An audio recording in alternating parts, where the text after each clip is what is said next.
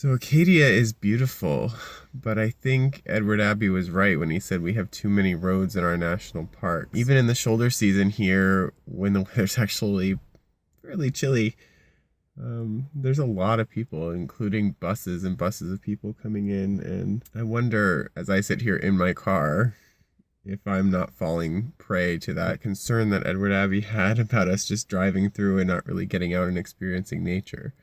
So I'm going to be thinking about that in my time off the grid here, and I'll keep you guys updated.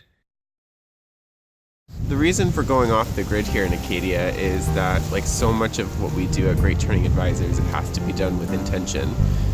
And that means that we need to take some time out, have that reflection, figure out, what our next step is. So we were called to go on the road, and now I am here trying to figure out just how we're going to do all the big stuff that we're committed to doing. I'm on this beach in this sort of like cave thing, little cliff that the ocean carved out. It's pretty awesome, and I'm going to sit here and meditate for a little while. No matter where we are, we have to take some time to look around and observe that there's life everywhere we go. We have to be careful how we tread and take our moment and then leave it for the rest of nature.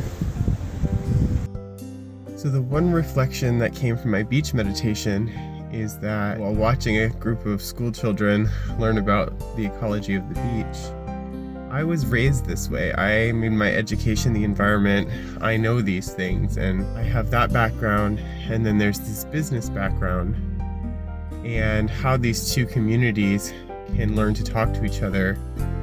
What are the gaps? What aren't both sides seeing? If I can focus using my experiences and my knowledge on bridging those gaps, I think we can create real solutions to the future of basically a green economy.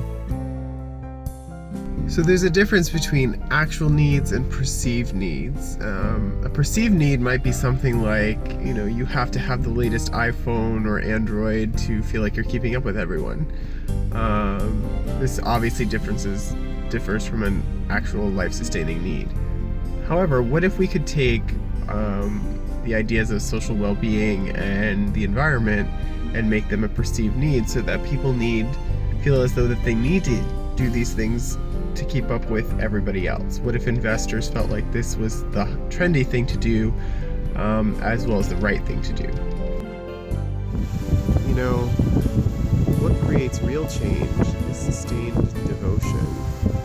Devotion to something bigger than ourselves, devotion to something that we're passionate about. It's why these parks are still around, it's why there's bits of nature still preserved. Devotion is what keeps the garden